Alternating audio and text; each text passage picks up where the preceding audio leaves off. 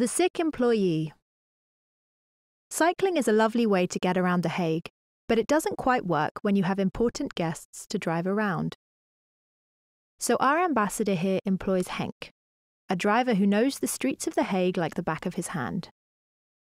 On the weekends, Henk loves to hit the waves in Scheveningen. One stormy day, Henk bumps his head on a sandbank. At first, he doesn't think too much of it, but he keeps having horrible headaches and has trouble with depth perception, so he calls in sick on Monday. 5 weeks later, Henk still hasn't recovered.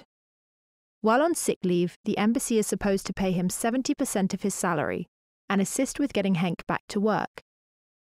This also applies when an accident happens during non-working hours or involves mental health problems. This is part of the legally binding duties that an employer has towards Dutch employees. Fearing budget problems and the paperwork involved with Henk's reintegration, the embassy decides to fire him and hire a new driver. Now Henk is in financial trouble, and the embassy has failed to fulfill its social service duties, as it is illegal to fire someone in the first 2 years of sick leave. That could have gone better. Let's pretend the embassy had prepared for this situation better, and rewind a bit. After Henk calls in sick, the embassy keeps him on the payroll. In case of prolonged sickness, the employee insurance agency, called UWV, supplies benefits to replace his salary if Henk is sick for longer than 2 years. However, the UWV will only do so if the embassy can show they've taken the required steps to help Henk get back to work, or find alternate work. If not, then the embassy has to pay him salary for a longer time.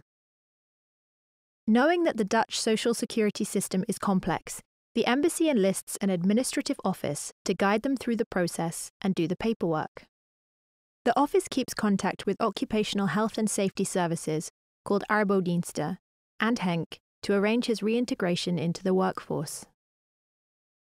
This process starts on the day Henk calls in sick. After 6 weeks of sick leave, an occupational physician makes an assessment of Henk's ability to work. 2 weeks later, Henk and his employer come up with a reintegration plan. Henk is able to assist the embassy's gardener while he is recovering. Henk feels good about making himself useful. He recovers well and is able to go back to work 2 months later.